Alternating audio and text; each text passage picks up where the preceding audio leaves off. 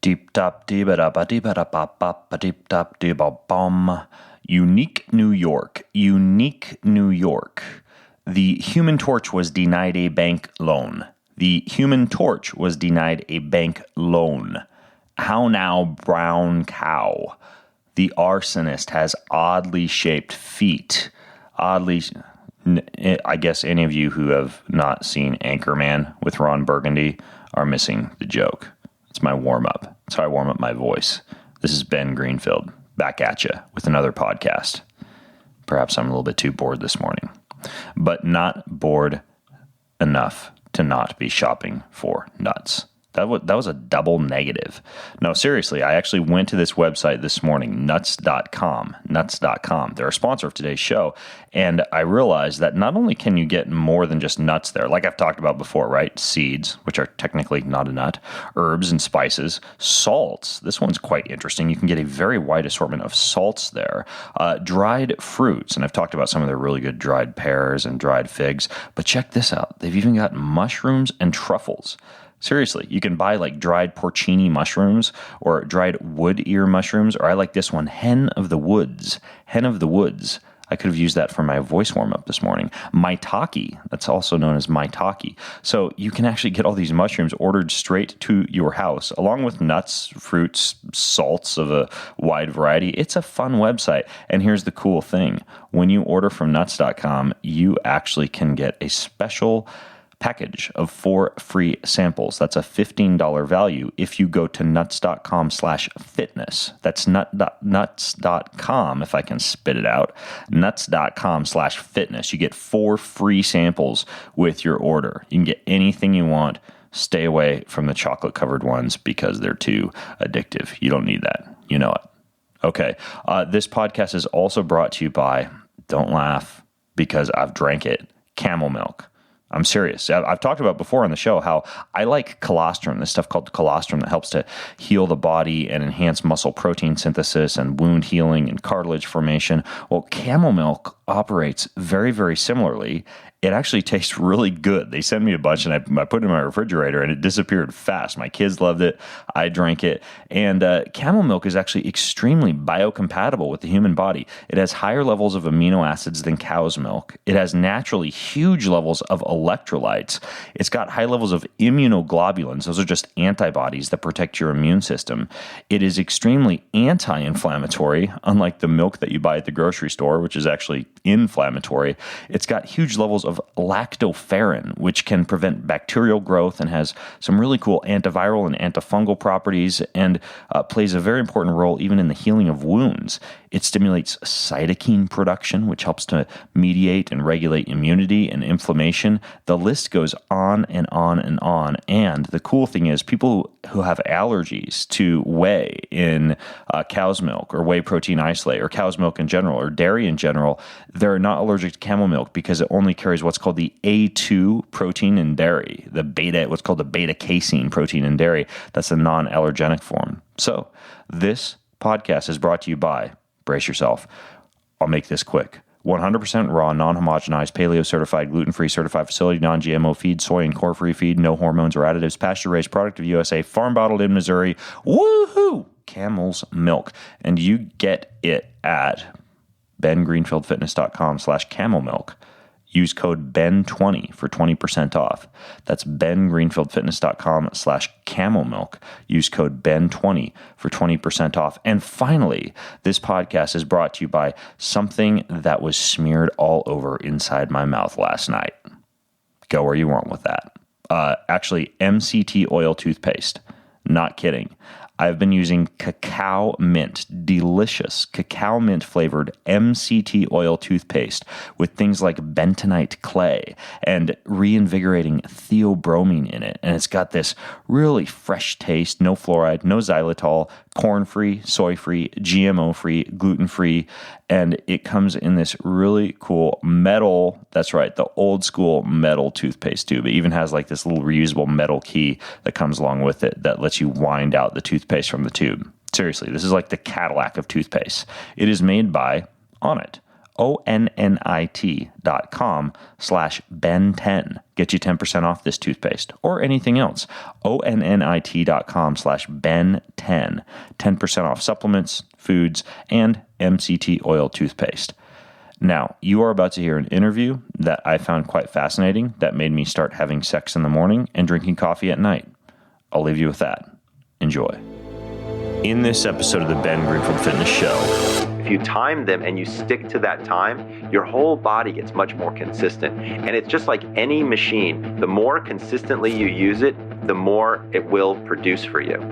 The biggest thing that I get from people is, I'm a lion, I'm up at 5:30. Why can't I go for a run, Michael? Like, why shouldn't I be working out then? Nobody else is awake. That's actually a great time for you to be creative. That's a good time for you to plan out your day. When you're starting to get tired around 3:30, 4 o'clock in the afternoon, if you can, and go work out then, you'll actually get an extra boost of energy that'll help carry you through. He's an expert in human performance and nutrition. Voted America's top personal trainer and one of the globe's most influential people in health and fitness. His show provides you with everything you need to optimize physical and mental performance. He is Ben Greenfield. power, speed, mobility, balance. Whatever it is for you, that's the natural movement. Get out there. When you look at all the studies done, studies that have shown the greatest efficacy. All the information you need in one place, right here, right now, on the Ben Greenfield Fitness Podcast.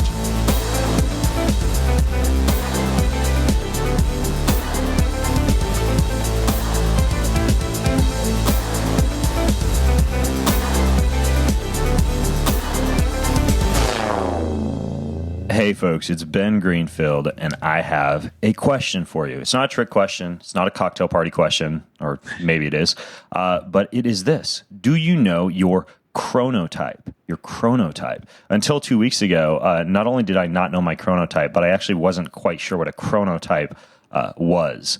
And it turns out I am what is called, based on the opinion of my guest today and the research that he's done, a lion chronotype, with actually a tendency to delve quite heavily into bear category. I'm right on the edge of being a lion.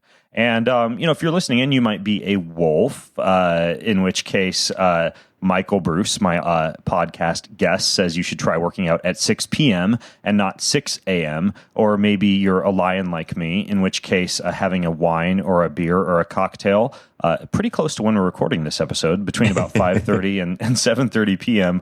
will minimize your chances of sleep disruption from alcohol. Or you might be a dolphin, which means you should actually schedule any big presentations or work tasks for around 4 p.m. Or you could be a bear, in which case if you shift dinner from like 6 to 7:30 p.m. could accelerate fat loss or stave off late night snacking. All sorts of interesting tips that I picked up when reading Michael's new book called The Power of When. And actually, it's got quite the subtitle, The Power of When. Discover your chronotype and the best type to eat lunch, ask for a raise, have sex, write a novel, take your meds, and more. You ever run into anybody, by the way, that's supposed to do all those things at the same time?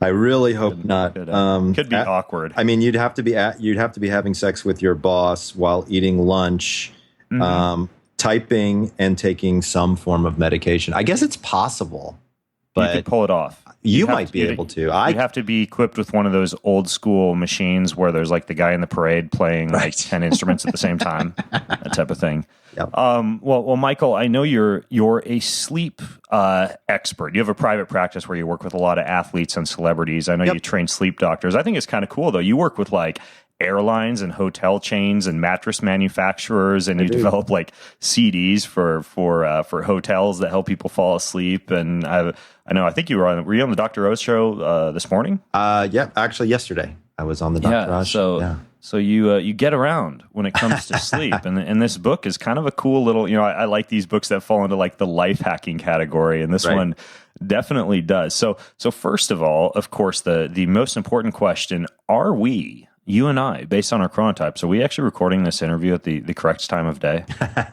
Well, I'm a wolf, So this is a perfect time of day for me. And you're a lion, so you're moving more into the kind of groggy greatness. Like, this will be a good time. You won't necessarily be super analytical right now, but you'll be a lot of fun. You'll be relaxed and you'll be ready to take on new ideas. Brainstorming is great for you about this time of day. But for me, this is my more analytical kind of get to it. So this is a perfect time for between the two of us. And I just finished carrying a sandbag around because I've got the page folded over in your book, where towards the end of the book you have this cool, if you're gonna just skip the whole book, not that I recommend that, and flip to the very end of the book. Oh, you like those graphics? There's a master clock for each graphic, and you say that one of my best times to train for strength is at 1,600 hours, which, based on my non-military training calculations, is 4 p.m. I actually just finished a sandbag-based workout, and you're going to be proud of me. Not for a TMI, but I had sex this morning. Perfect. I've been having sex in the morning instead of in the evening. My wife loves it. She's getting used to it. We actually matched up our chronotypes. I know this sounds awesome. This sounds super non-romantic based off of not reading the book, but we figured out that we actually have pretty enjoyable sex, like between about 8 and 10 a.m. She's more of a wolf. I'm a little bit more of a lion. Right. And then I also, because I learned in your book that a lion releases so much cortisol in the morning that for me to be drinking coffee in the morning, I'm almost wasting the cortisol that coffee is giving me. So I switched 3 days ago. I ordered a bunch of bags of decaf. I switched to decaf. And so now I'm doing a big cup of decaf coffee in the morning. And then I'm having a little bit of coffee in the afternoon after my nap, when my energy kind of naturally slumps a little bit. Right. So see, you're really taking this thing full bore. I love it. Yeah, I like to implement. I'm a man of action. Where this stuff come from in the first place? Because I hadn't heard of chronobiology that much. I know it's not a woo concept, but what's the research history on this stuff? Sure. So approximately 15 years ago is when we started to see research in this particular area come out. And chronotypes are nothing new in a certain sense. Everybody out there has heard of chronotypes. So everybody out there has probably heard of an early bird or a night owl, right? And that's a popular vernacular for what I call a lion or a wolf. So here's kind of how the whole thing started out. Is I've been practicing for 16 years. I'm an actively practicing sleep specialist. I have a PhD in clinical psychology, and I'm board certified in clinical sleep disorders. And my specialty is insomnia. And I enjoy working with my insomnia patients. It's hard, but it's good work. And about 2.5, 3 years ago, I had a couple of patients, and quite frankly, my techniques weren't working. And I'm not a big drug guy. Supplements, I think, can be used sparingly, but it can be quite effective. But I'm not a big pharmaceutical fan. And so I try to do everything without that. And whatever I tried on this one woman in particular didn't work very well. And so I'm kind of like a dog with a bone. I wanted to dig in and check it out. And so I said, well, explain more to me. And she said, it's not that I have a hard time falling asleep. And it's not that I have a hard time staying asleep. She said, I sleep at the wrong times. And I was like, all right, hold on. I got a 12-year-old and I got a 14-year-old. And both of them do the same thing. They'd like, if it was up to them, they'd go to bed at 1 and they'd sleep until 11, right? And so I started talking with her about it. And I said, well, if you could have your ultimate work schedule, what would it be? And she said, I wouldn't get into work until like 9 and I would stay until 7. And I said, well, what's going on at work? She says, I'm about to get fired. And she was serious. I called her boss. And he said he's fed up with it. She came in late all the time. She would fall asleep in morning meetings. She wasn't being productive. He didn't know what was wrong with her, but he liked her as a person and he thought she was a great employee and he wanted to keep her, but he just wasn't sure if he was going to be able to. So I said, let's do an experiment. I said, let's have her come in 2 hours later and leave 2 hours later. And let's do this for 7 to 10 days and see what happens. And at the end of the 10 days, we spoke and he said, she's alert. She's responsive. She's productive. She gets involved in meetings now. I don't have to worry about her at all. He said it's fantastic. And I was really surprised because I talked to some of her family members and they were all like, oh, mom's a much nicer person to be around now. She got along better with her family, with her partner, with her kids. Like, it was unbelievable. And so I said, okay, so there must be a little bit more to this than that. So I really started to dig into the literature because we know that the early bird types and the late night types only make up about 15% of the population in each one of those categories. So there's 70% of the population that were still out there. Really? So there's not people that are early birds or night owls, but I guess I've always thought everybody was either an early bird or a night owl. And what you're saying is that's not the case. That is not the case, actually. So it turns out that this is all based on genetics. The PER3 and the PER2 genes, the length of those genes determines your sleep drive and also determines the timing of your sleep. And that's all a chronotype is. It's a classification of the timing of your sleep patterns. So does that influence sleep length as well? Like, is that the same gene that's responsible for guys like, Bill Clinton saying they can sleep 4 hours and be just fine? Exactly. And you could actually, if you really wanted to, you could go in and test it. I mean, it would probably cost $1 gazillion, but you could definitely go in and do some of that kind of genetic work. So you can't just do it with 23andMe or something like that? I haven't seen, I did 23andMe and I didn't see it on there, but I want to try, I want to get in touch with them and see if we could, because that would be really cool. Be able to tell your sleep genes. That would be a lot of fun. I know that they do one thing for restless leg syndrome and periodic limb movements genetically, but I don't know if they've why can't they do the useful stuff? I know, right? I mean, I guess I just insulted everybody with restless leg syndrome, but seriously, this sleep thing would be super interesting. Yeah, for sure. So I started digging into the literature, trying to figure this stuff out. And so what I discovered was that historically, that was the only two things that ever got measured was early morning and late evening. And it was called the morningness or an eveningness sort of proclivity. And I just didn't buy it. I didn't think it was the only thing that was out there. And so digging more. And what I discovered was there's actually 4 types. So there's early morning people that I call a lion, and that's what you are. And so my lions actually, and I developed an assessment tool so that people could figure this out. So anybody that's listening, if they want to go to thepowerofwhenquiz.com, you can figure out it's free. You get a report, you get the whole thing. But my lions are very interesting people. So they're my early risers, they're my go-getters. These are the COOs. Oftentimes they're my entrepreneurs. These are the people that like to go from A to B to C, like to get it done and accomplish tasks. They love to work. And what's interesting is on the social side of things, sometimes they feel a little alienated because they can't stay up that late. A lot of my lions are going to bed at 9:30 at night, and they're like, dinner and a movie? Are you kidding me? Like, they can barely make it through dinner. Yeah. Right? And so that in and of itself is kind of interesting aspect to lions and a lot of people have what we call lion envy. They wish that they could get up that early and be that productive and not need as much sleep. I have whatever opposite lion envy would be. It's when my wife is able to sleep in, and in my house, sleeping in means like 8 a.m. My wife is able to sleep until 8 a.m., and I'm up at 5:30 a.m. wishing I hadn't gone to bed at midnight. Yeah, you're the classic lion by every stretch of the imagination. Right. So lions are my early folks. Then in between are my bears. And so bears are more extroverted. They're this affable, lovable character type of person. These are the people that you sit down with lunch and they've always got a funny story to tell, or they know all the gossip at work. Bears like to get things done, but they like to play as well. So bears have a really decent work-life balance, if you will. They like to play hard. They like to work hard. These are the people who are, standing at the keg, passing out the beer or buying drinks at the bar, what have you. But they're really the glue that kind of keeps society together. Then we have the late night people, which I call wolves. And I chose wolf as a representation because wolves are actually very nocturnal creatures. And they hunt at night. They're loners. And my wolves are my loners. These are the people that are highly creative. These are my artists and my writers and my actors and my musicians.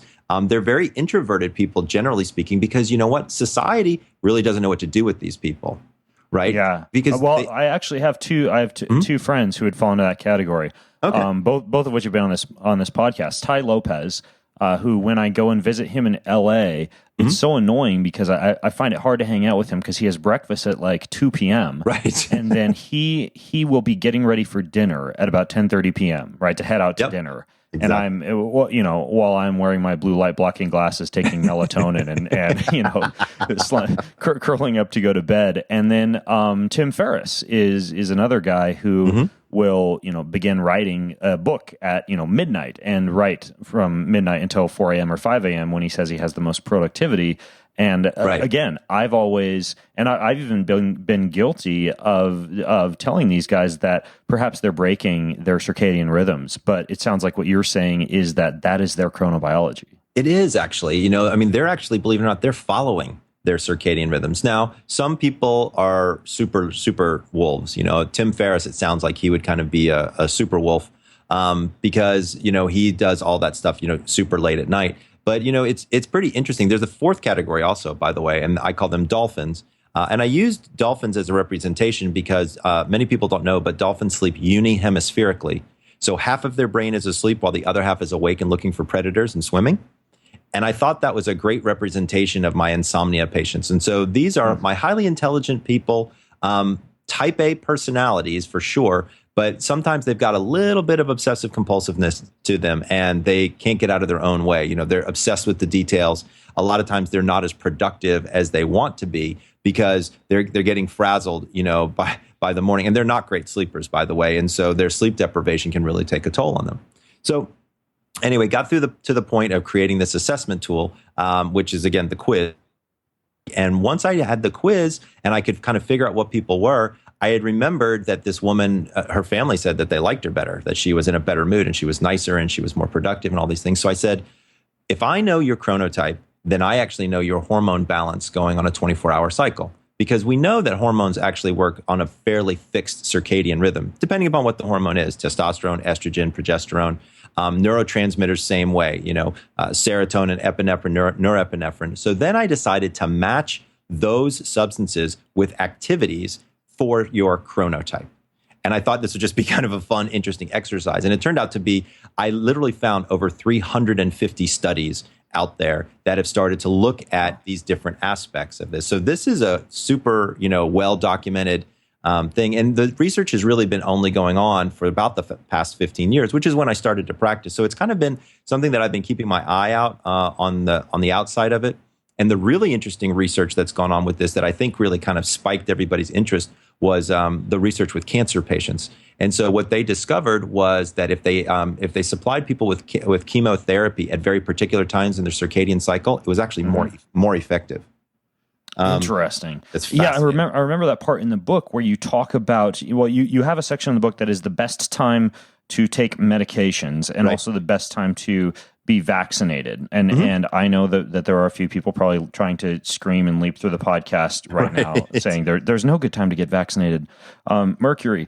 But in terms of this idea behind how people respond best to medications or to supplements, how does that work exactly? And so I'm glad you actually brought that point up. So number one, I'm not a vaccination person, but there are a lot of people out there who do get vaccinated. And so the reason that I have that in the book is for those people who want to walk down that path. At least I want to show them the research that's been there. My feelings about that are not are not proposed based on the fact that I have it as a category here in the book. But you're very astute to realize that what I'm trying to accomplish here is get people to understand that there actually is a right time to actually take medications and to do these types of things. So it's kind of fascinating. I'm going to turn to that section in the book right now because it's so chock full of stuff. Honestly, if I tried to keep 250 studies, it's an extremely dense book. Page 160, for example, dude, I have. So my method when I take a book, and if you guys follow me on Snapchat, you know this because as I read 5 to 10 books a week, and I'm constantly underlining, and then I take photos on Snapchat. For anybody who follows me on Snapchat, you always see what I circle first. bengreenfieldfitness.com/Snapchat is my unashamed promo that I'm going to throw in right there. But anyways, you have on page 160, for example, the best time to take a pill. Yes, absolutely. So when you take a look at those types of things, different medications are, so let me back up for a second. So when you look at doctors historically, and they say, take this twice a day, what do people generally do? They take it in the morning when they wake up and they take it in the evening when they go to sleep. And if they say take it 3 times a day, what do? They take it with breakfast, lunch, and dinner. Number one, when you look at the half-life of the medications and you start to understand what's going on, number one, disease doesn't work on that schedule, right? Disease has a circadian rhythm of its own. All disease has different circadian rhythms of their own in which they are growing and then they subside and then they grow and they subside. And so being able to look at the situation that's going on and placing the appropriate pharmaceutical supplement, what have you, in conjunction with the situation can actually help the situation in terms of healing. So it gets really interesting really quickly. When you look at things like, I've got in here something on arthritis. We know that joints are stiffest between 8 and 11 a.m. because your immune system goes into overdrive at night, increasing inflammation, right? So we understand more about why we've got stiff joints in the morning. Things like asthma attacks are actually on a very circadian cycle. They happen between 4 and 6 a.m. So if you have children who have asthma, be sure that you've got a puffer on their nightstand, because you may wake up in the middle of the night, hear them gasping, and it's 4 o'clock in the morning. It's not with this. Sorry to interrupt, but you look at something. You look at something like the realm of natural remedies, and so like arthritis or asthma. From what I understand, both can respond relatively well to something like fish oil. Would this mean, for example, if you're more susceptible to arthritic attacks or the effects of asthma in the wee hours of the morning, but you're taking, say, fish oil with breakfast, you might shift it to dinner. You're right there. You get it exactly. You should be taking your fish oil at night. I could have written the book. I'm telling you right now. What about the one about, I believe you talk about like mice and their response to ethanol, like a poisonous ethanol solution, and how they responded depending on the time of day that they were injected with this solution in a different way based on their circadian biology. Yeah. So alcohol is really interesting in general. So there's a reason that they call it happy hour.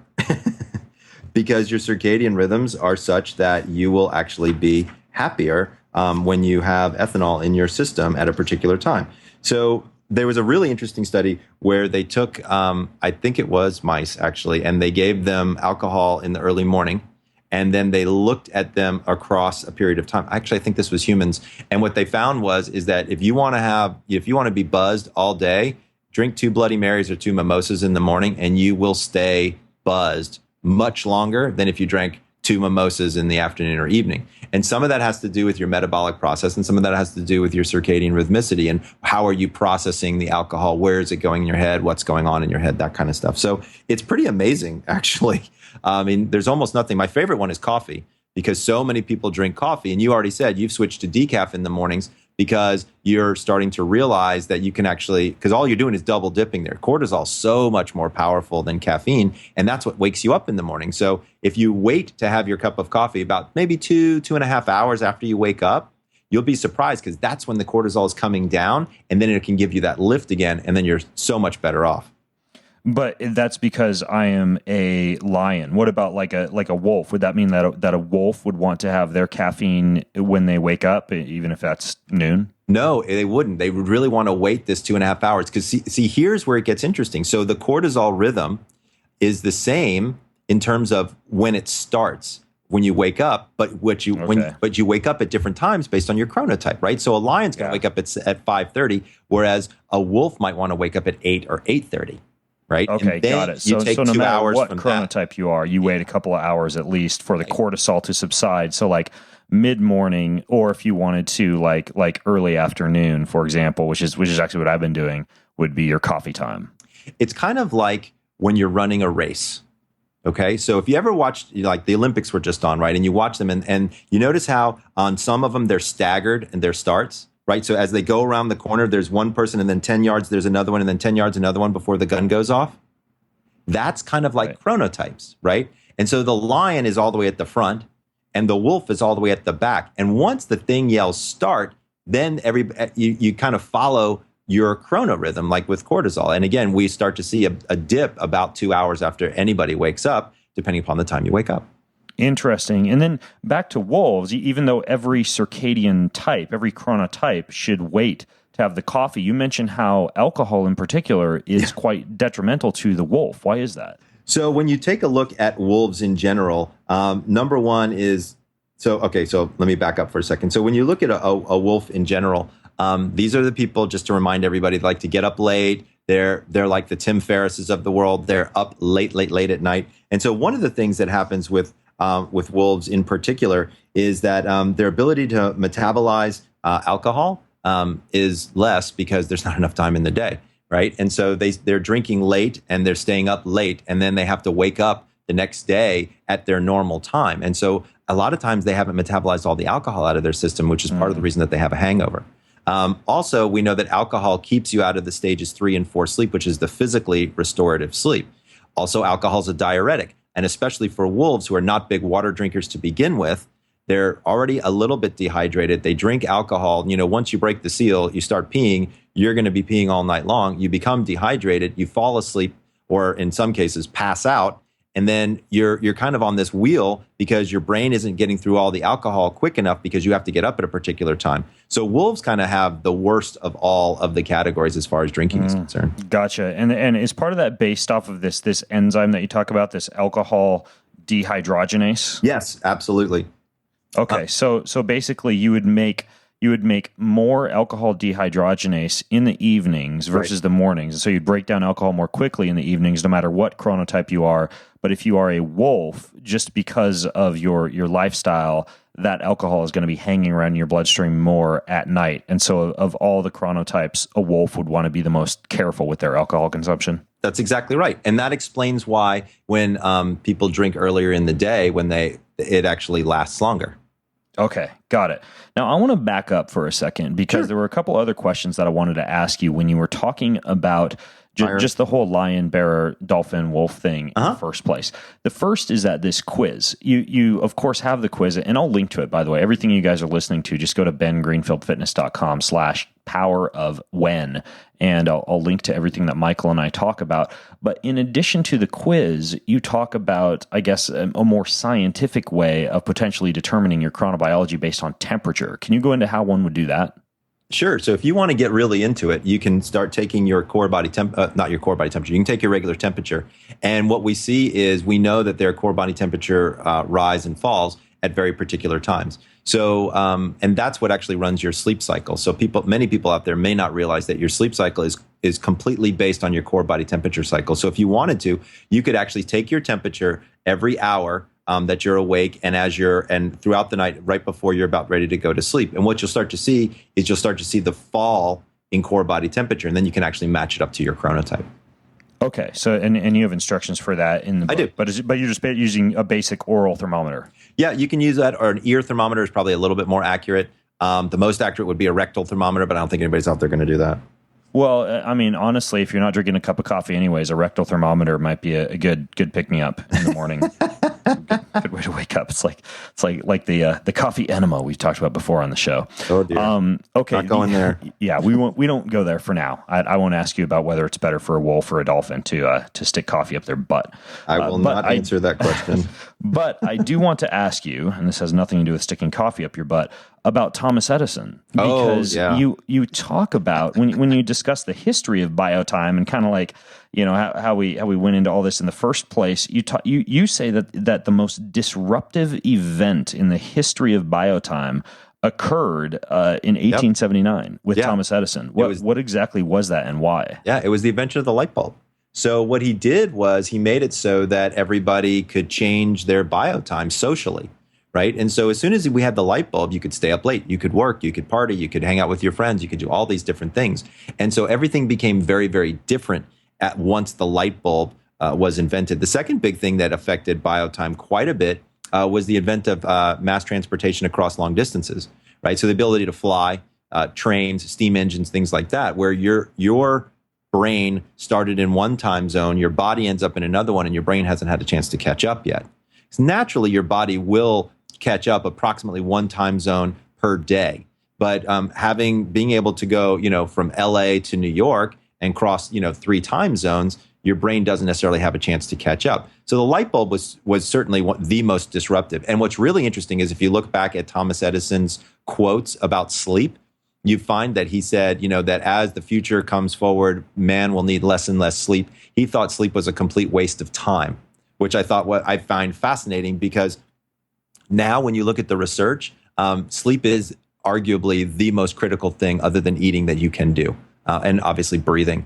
But you can't do anything without a good night's sleep. It affects every organ system, every disease state. If you're thinking about wellness, if you're thinking about health, if you're thinking about any of those things, you can't do it without sleep. That'd be interesting to see if he had that gene you were talking about, that PPR gene. So maybe he didn't give a crap about sleep because he could get away with 4 hours of sleep a night. By the way, maybe he was like a lion that had a very low sleep drive, and he was like a Donald Trump, and he's only sleeping 3-4 hours a night. Have you heard about how people who have that gene that makes it so they're able to, I guess, go through their, the normal 90-minute sleep cycle I guess from what I understand, they achieve that sleep cycle more quickly, and they go through more sleep cycles during the night. Have you heard that they also tend to have more lucid dreaming and night terrors, or is that just urban legend? I actually don't know the answer to that question. It's definitely something that we can think through. Lucid dreaming is a skill set that almost anybody can develop. I've had lucid dreams before. It's funny because I oftentimes have people ask me, is there a way to train yourself to become a lucid dreamer? And there are a couple of people on the internet who claim to be able to do that. I've never tried any of their coursework or anything like that. I would argue that the people that would probably be the most likely to be lucid dreamers through the chronotypes would probably be wolves. And that would be because wolves have a tendency to sleep more than all of the other chronotypes. They just sleep at the wrong times. Okay, got it. That makes sense.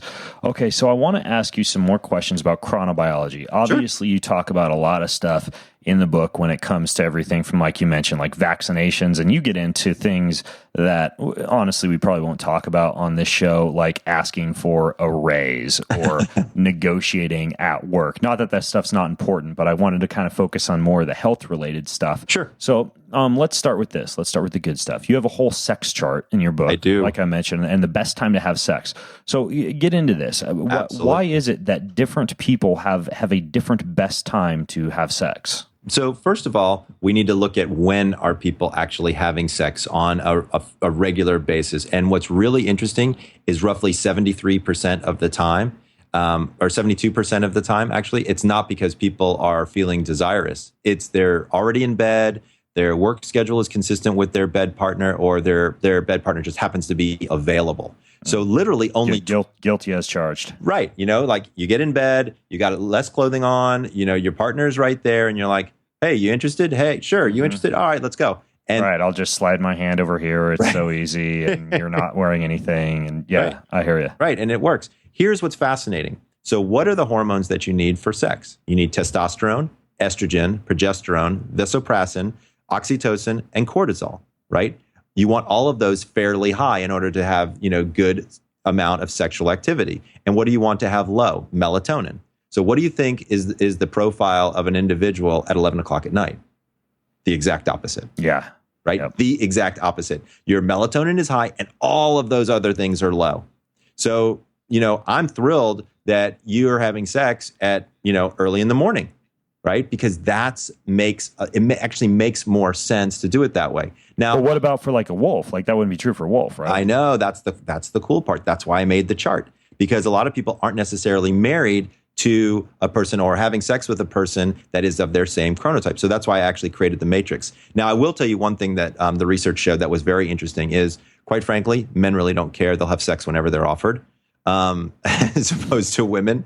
Women have a much greater variable in terms of that. Lions, which is what you are, have their strongest sexual desire in the morning, which, by the way, shouldn't be a big surprise because, what happens to most men early in the morning, right? They wake up with morning erections. So their testosterone is high. We're starting to see already signs of that happening. So if you're a wolf, what do? Right? Well, if you're a wolf, you might be somebody that can have sex at night. But if you're married to a lion, then maybe what you do is you have it later on Saturday morning. So 10 o'clock, 11 o'clock in the morning. If you don't have kids running around, it makes it a lot easier to be able to do stuff like that. The other thing that you can do is you can still have sex at night, just have it a little bit earlier in the evening, depending upon your bed partner. So you're a lion, and you said your wife is a wolf. Is that correct? Mm-hmm. Yep. So you're gonna be getting tired. What time do you normally, naturally get tired? 8:30. Hold on, I have to shift to the wrong part of your book because I'm looking at the fight with your partner compatibility chart. I need to find, which I'm not joking. There actually is one in there. I need to go to the sex with your partner. Okay, so you've got a heterosexual couple, male lion, and a female. I think my wife tested as a bear with a high tendency towards wolf status, right? Like almost a wolf, but not quite type of thing. So it looks like in this book, I have to remind myself 9 p.m. or 7:30 a.m. Yeah, 9 p.m. or 7:30 a.m. would be the ideal times for sex. And I've tried both of those, and I mean, gosh darn it, you're actually pretty accurate with that. So it's weird. Your book gave me permission to talk to my wife a little bit more about morning sex. So in and of itself, the book is worth it just for that, right? Mm-hmm. Yeah, and you, of course, have the masturbation rhythm in there as well. And I'll do. just let folks get the book if you want to delve into that. Okay, so the next one that I wanted to ask you about that I touched on briefly here was weight training. Weight training, like the best time for different types to weight train and why. So, when you look at training, well, first of all, there's training for strength, right? And then there's more cardio. There's yoga. I actually go into yoga in this one as well. So it just kind of depends upon what your flavor is. And let's say like hypertrophy, muscle growth, strength training, that type of thing. Okay. So if we're looking at hypertrophy, like sort of what is the muscle growth rhythm, if you will, there was a study out of Finland that showed us that muscles grow actually at almost any time, but the strength of the muscles actually change with circadian rhythm. So muscle volume increased in morning training and in afternoon training, but there's something called the muscle strength rhythm. And this is actually very, very interesting. So I'm actually going to read you, I'm going to take a piece from the book, and it actually looks at your testosterone versus cortisol ratio. So what you want to have is you want to have a ratio that's actually working. So right here it says, it's not the concentration of testosterone matters, but the ratio of cortisol to testosterone. So the ratio of C to T that is most favorable for strength is afternoon for lions, early evening for bears, late evening for dolphins and wolves in terms of working out. So, what you want is lower testosterone, higher cortisol, and where does that happen during the day? Also, what's interesting for wolves out there is your pain tolerance actually gets worse and worse the later you go. This is part of the reason why a lot of my wolves are not people who like to work out, because it hurts them more. Their pain tolerance, they have less and less tolerance for pain. And when you're strength training, you're ripping muscle. And so there is a decent amount of injury that can go on if you're not careful, obviously. So you want a low C over T. You want a low cortisol to testosterone ratio to optimize your time of day for strength training. That's correct. Okay, so a dolphin is 8 p.m., a lion is like a morning person, is not, contrary to what you might think, the morning, but actually 2:30 to 5 p.m. Right. A bear 4 to 7 p.m., and then a wolf 6 to 7 p.m. And so here's the couple things to think through on this. So the biggest thing that I get from people is, I'm a lion, I'm up at 5:30. Why can't I go for a run, Michael? Like, why shouldn't I be working out then? Nobody else is awake. That's actually a great time for you to be creative. That's a good time for you to plan out your day. When you're starting to get tired around 3:30, 4 o'clock in the afternoon, if you can, and go work out then, you'll actually get an extra boost of energy that'll help carry you through till 9:30, 10 o'clock at night. So what I do is I use exercise to leverage to be able to keep lions awake a little bit longer. So that's one of the reasons that I don't want them working out in the mornings. I want them working out in the afternoons or evenings. Also, to be honest with you, nobody should be working out at 6 a.m. And I'll tell you why. Your muscles aren't warm. Your joints aren't stretched out. You have a highest proclivity for injury is hurting yourself early in the morning. So unless you're a super stretcher, and you can really get your joints rolling and stuff like that, and you're doing like a 35, 40 minute stretch before you run or lift or whatever it is you do, you have a far greater likelihood of hurting yourself by working out in the morning. Okay. What do you do in the morning? What I do in the morning is I actually have a whole morning routine.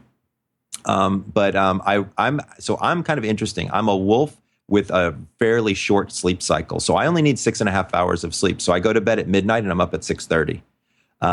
And there's pros and cons to that, but both my kids have to wake up about that time for school. And my wife likes to sleep in. And so I actually am getting the kids ready. So I'm laying out their clothes, getting breakfast ready. And so I get them off to school. And then when I come back, it's around 7:30. Then I start to do email, because that's my time to try to do more creative-ish types of stuff, not necessarily analytical stuff. And then I go work out around 9:30, 10 o'clock. And a lot of times it works out really well for me. But working at 9:30, 10 o'clock isn't in the book. I understand. When I perform my best. I'm just calling you out, man. You're welcome to do so. When I perform my best in terms of get my best strength, when I run my fastest times, it's always in the evenings.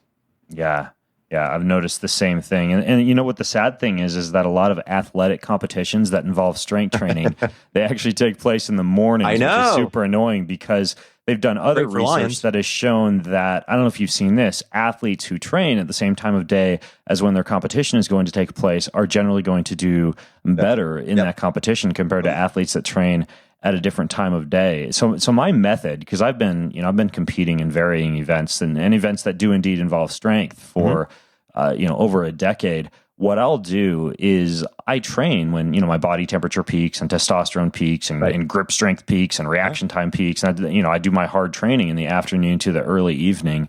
But when the race is rolling around, generally about 1 to 2 weeks out, I start to throw in some hard morning sessions just to get my body used to getting its ass out of bed and going hard in the morning, despite it not being, based off of what you've written in your book and what I've kind of noticed in the literature, unfavorable for chronobiology. Yeah, and you're right to do so. Like, it actually makes a lot of sense to do it that way. Is it different with cardio though?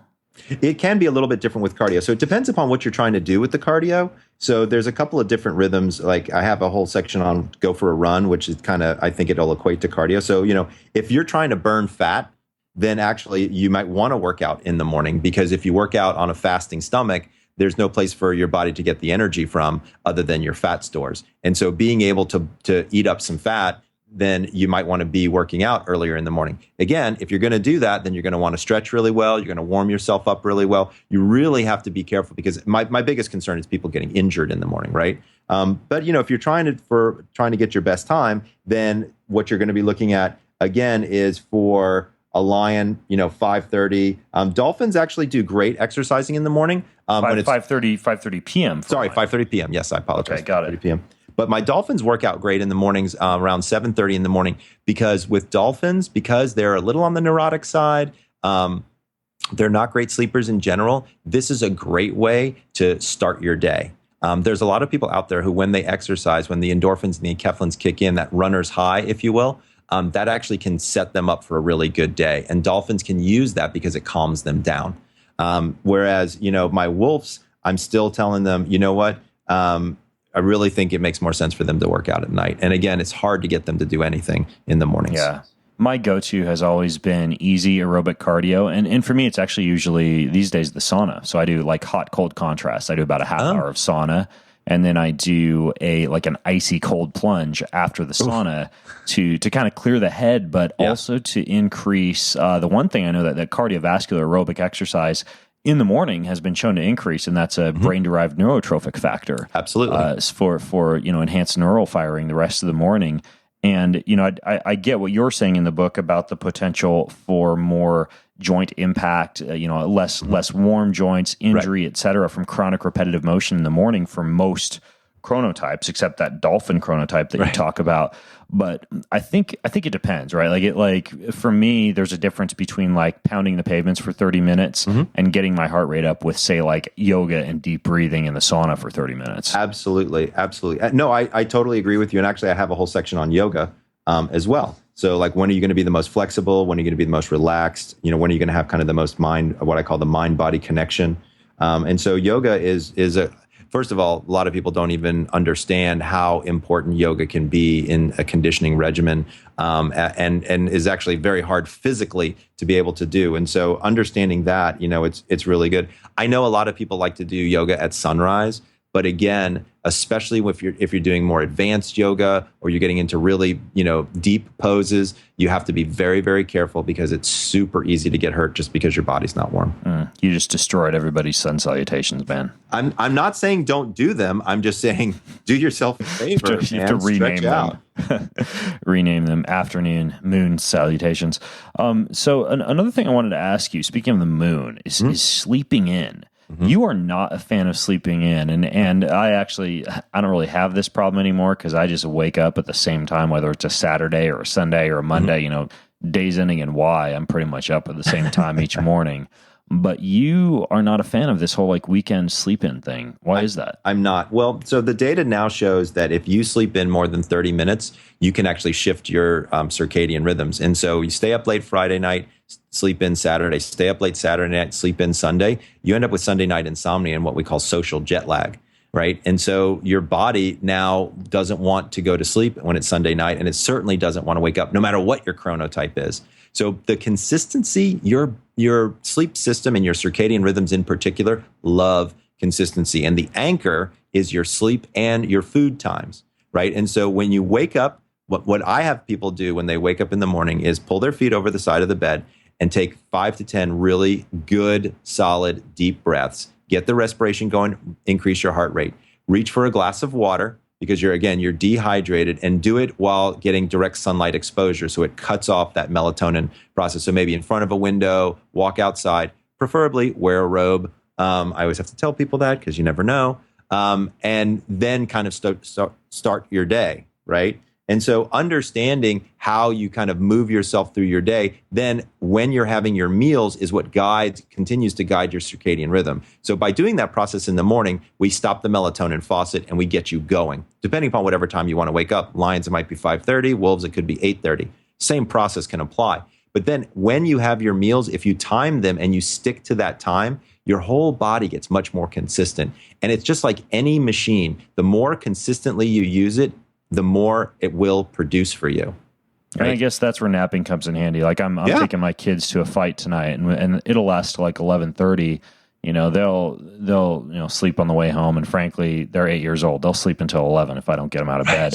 But me, I'll wake up at 6. I guarantee tomorrow morning. So that's where something like for me to settle down for a nap at like 1 or 2 p.m. or something like that will help. So you're saying that would be a better strategy than like me just say like waking up at 6 and then falling back asleep until 8. Oh, yeah, you'll be miserable if you wake up at 6 and fall back to sleep too late. I mean, I don't know if you do that anymore, but every time I try to do that, I feel like crap all day. Rarely. I've occasionally done it when like on vacation in some remote island where you just don't care and you can go out on the beach at noon and have a cocktail. Right. So another thing that you talk about is jet lag. And you have, I know you've worked, like I mentioned, with hotels, with airlines, et cetera. Sure. And whenever I get a sleep researcher on, so many people who listen to the show travel or deal with a lot of the effects of jet lag. What are some of your jet lag tips, your jet lag systems? Okay, so there's a couple things that and feel free to dive into the nitty gritty detail, by the way. Sure. So a couple of things that, straight out of the gates is, some people are going to be more affected by jet lag than others. And remember, the direction of travel tells you a lot. East is least and west is best. Okay.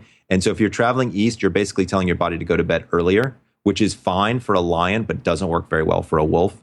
If you're traveling west, all you're doing is asking your body to stay up later, which is relatively easy for most people. Lions might have a little bit of a hard time with it, but all the other chronotypes can do it. So direction of travel has something to do with it. Length of travel also has something to do with it. Hydration turns out to be one of the biggest factors in terms of the amount of jet lag that you're going to have on the back end, as well as light exposure. Now, I actually work with a guy who created a jet lag app. It's going to be coming out soon. Plug in your times of travel. You plug in your current sleep regimen, and he asks you a few questions about your chronotype, and he will actually tell you when you should use caffeine, melatonin, and light therapy in order to reduce your jet lag. And me personally, I've gotten my jet lag down to roughly a day, depending upon the length of travel. So like I do a lot of work in Denmark. And so that's a 14-hour flight from LA. And so it's quite a difference in terms of time zones. I think it's eight or 9 time zone differences. And I can get there and be rolling in a day, and I can get home and be rolling in a day just by strategically putting my light therapy, right? So to cut off the melatonin, then to place the melatonin like a melatonin supplement, and using caffeine sparingly. What's the name of this app, or is it just not? It's not out yet. It's not out yet. But when we get it, I'll definitely make sure that I let you know about it, and we can do a whole podcast on jet lag if you want. That'd be sweet. It sounds actually pretty killer. So you're just basically saying hydration and light are the two biggies. Hydration and light are the two biggies for me. I try not to drink alcohol in the air. There's so many reasons why it's just not such a great idea. But one drink, a glass of wine and a Valium for a flight to Hong Kong. You don't ever do that? Yeah. Well, so it's funny that you say that. So I had a patient who came in, and he had gotten Ambien from his medical doctor. And he asked me, can I use it? And I was like, yeah, of course you can use it. I said, but be careful. I said, the biggest thing you have to make sure of is wait till the plane takes off. Oh yeah. And he was like, why? And I'm like, just trust me on this. Do it. So they're on the taxiway, and he's sitting in first, and he gets a glass of wine, and he pops his Ambien, right? Because he thinks he's ready to go, and they get delayed. And so they keep refilling his glass of wine because, in first, that's all they do. And all of a sudden, 3 glasses of wine later, he realizes he hasn't fallen asleep. So he pops a second Ambien, right? So now the patient ends up with mechanical difficulties. They roll it back, and they literally had to put this guy in a wheelchair to get him off the plane. Yeah. Ambien and alcohol. I get what you're saying. I can kind of sort of one up that, because put earmuffs on your kids, parents. Occasionally when I will go on long flights, I'll do slightly higher dose edibles, right? Like 15 to 20 milligrams of like a good CBD rich, THC indica blend. Right. And I had one in which I took it about 40 minutes before. So you go through security, right? It's in your system, got on the plane, and then they had one of those mechanical issues where they actually deboard the plane. Right. And so I'm just like wandering around the gate high out of my mind. I did make it back onto the plane, but I was wandering around the airport, mostly standing in the little news aisles where they have the crunchy snacks, and just deliberating which crunchy snack to buy next. You know, the sugar snap peas versus the dark chocolate covered almonds versus the crunchy bananas versus anything that looked good. So, well, and here's what's interesting when you look at things like CBD and THC and air travel and things like that, right? Is number one, you want to actually, if you're looking at this and you're trying to figure this out, let's say you're in a state where medical marijuana is legal, or you have the prescription, or let's say it's even recreational, and you want to utilize this in a particular way for you. So number one, know your strains, right? You need to understand, are you an indica based or are you sativa based? Sativa is going to give you more energy, indicas make you more sleepy. So when you're taking it and you're going into a long flight, do you want to fall asleep in the beginning of the flight, or do you want to fall asleep in the end of the flight? So again, thinking about this and being strategic with it can actually be very beneficial. You really want to avoid THC when you're up in the air, and the biggest reason is because the oxygen isn't that great. And so, because all that's happening is the air continues to get recirculated. There's a lot of carbon dioxide up there, so you're already not getting great air. And so, when you've got THC on board with that, it can make you very disoriented very quickly. Yeah, I actually disagree with you, because the only time that I will watch a movie ever is when I'm on an airplane. And so if I have a transatlantic flight and I have some THC in my system, any of those like new superhero movies are amazing to watch. We digress, though. I'm making myself sound like a pothead. I'm really not, but I have used that to help long flights go by before. You also mentioned, before we turn away from jet lag, about how you can cure jet lag through the stomach. What do you mean by that? So I work with the NASA sleep specialist. His name is Smith Johnston. He's an amazing researcher, and they looked at fatigue countermeasures because on the space station, which is where where most of his people are, and he has to keep tabs on them. The day changes every 45 minutes, right? Like they're moving around every 45 minutes is a sunrise and sunset for them. Yeah. Right. And so it's very, very different. And, if you become disoriented up there, that's how people die. Right. Like you can't make mistakes in space. Right. It's not like being terrestrial. And so a lot of the things that he was talking about was in this. And so what he's talking about here was here it is right here is I recently took a dream vacation to Hawaii, a 5-hour time difference from Boston going west. I followed the NASA Breus plan to the letter, and I felt a lot better after 2 days and was fully functional on day 3 of the week-long trip.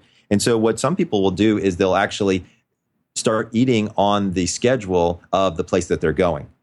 And that actually helps. Eating on the schedule of the place that you're going before you get there, or when you get there? Before you get there. So as an example, if you're going to China, right, then you start eating on a schedule that would be consistent with the times that you would eat in China.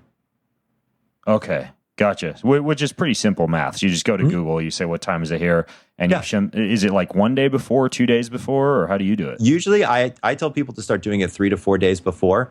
And it actually works out very well. And it's one of the easier ways to help with really like transatlantic, like big flights, that kind of jet lag. That can actually be very helpful as well. I agree. Yeah, I'd recommend you guys, if you get the book, read pages and you travel, read page 315 and 316, because you have all sorts of stuff in here like wearing sunglasses all day until the flight when you're traveling west. But then when you're traveling east, when you get off the plane, wearing sunglasses so that light is not disrupting the circadian rhythm. And I mean, like for me, I don't know about you, Dr. Breus, but I've found light, food, and exercise to be the biggest triggers. What do you call them? Zeitgeists? Zeitgebers. Yeah, Zeitgebers. That's my fancy word of the day. Like things that trigger your circadian biology. Like if you exercise at your regular time of day, when you get to your destination, eat at the regular time when everybody else is eating at the destination. And if you must fast until that occurs, fast until it's time. Yeah. And then exposure to a whole bunch of light when it's light where you're traveling, and limitation of light, extreme limitation of light up until that point. Yeah, you got it. Sweet. I could go work for NASA now, right? Yeah, you want me to find you a job? I know. I mean, I can tell Smith all about you. I'm happy. Unless I get to go to space, I'll take you on. So the last thing that I wanted to ask you, because it's something we have not touched upon that much before on the show, but something that I've kind of always wondered, but you as a sleep researcher, I'm sure would be very well informed on this: daylight savings time. Like I've always wondered what that does to the body, because technically it is kind of like, flying out of a time zone. Is it just not a big deal at all because it's only an hour? Or what's the deal with daylight savings time? The number one day for traffic accidents is the day after we lose an hour of sleep every year in America. The number one day for morning traffic accidents. Wow. So I would argue with you that it's not the best idea. First of all, there are several states that don't even participate in daylight savings. I lived in Arizona for 10 years, and there's enough sun there. We don't have to have any more daylight. So we don't even participate in daylight savings. But it was an agrarian concept, I believe, set forth by Ben Franklin, if I'm not mistaken, to be able to have more sunlight, to be able to work more, to be more productive. And now we don't necessarily need it. I think daylight savings is a waste of time. I'm not sure why people do it. And it's great because one time of year you get an hour more sleep, and one time of year you lose an hour of sleep. And so that's the bad part. And so for me, I don't like daylight savings time. I'm always very cautious that next Monday, because that is the number one time for traffic accidents. So I would say it's pretty detrimental. Interesting. Have they done much research on daylight saving times and like what it does to your biology or anything like that? They really haven't. It's just like going one time zone, basically. And so we know that the body will self-adjust within a day. So there really hasn't been a ton of research in that area in particular, other than the driving statistics. Okay, so just basically stick to your usual schedule, have your meals at a regular time, exercise at a regular time. Yep. Get lots of light in the morning, limit light at night, and you'll generally adapt to daylight saving times more quickly. Yeah, stay off the road. Okay. Got it. Cool. Well, I mean, the book is jam-packed. I mean, you have like over 50 different activities in here about, falling in love, calling a friend, like I mentioned, fighting with a partner, seeing a therapist, pigging out, having a snack, learning something new, memorizing, playing games, binge watching TV shows, buying stuff. I mean, you go on and on. So it's really interesting. And like I mentioned, I mean, like the little things that I'm implementing now that I've read the book, some of the stuff I was already doing, right? I was already training for strength in the evening, for example, but shifting to decaf coffee in the morning and then regular coffee later on in the day, having sex in the morning instead of sex in the evening, or at least, sex in the early evening if I'm going to have sex in the evening. And once my blood pressure goes through the roof, I guess I know when I need to take my blood pressure medication too. There's even that, and when to get vaccinated. Dr. Breus, thank you so much for writing this book and for coming on the show and sharing all this stuff with us. No, thanks for having me. I was excited to talk with you because I enjoy your depth and the way you like to get into things. I think it's fun and I think it's interesting. And I think it's great for your listeners. So thanks for having me on the show. It's been a blast. Awesome. If you guys want to get the book or get access to the quiz or anything like that, go to bengreenfieldfitness.com/powerofwhen. That's bengreenfieldfitness.com/powerofwhen. And until next time, I'm Ben Greenfield, perky in the afternoon because I'm a lion, along with Dr. Breus, signing out from bengreenfieldfitness.com. Have a healthy week. You've been listening to the Ben Greenfield Fitness Podcast. Go to bengreenfieldfitness.com for even more cutting-edge fitness and performance advice.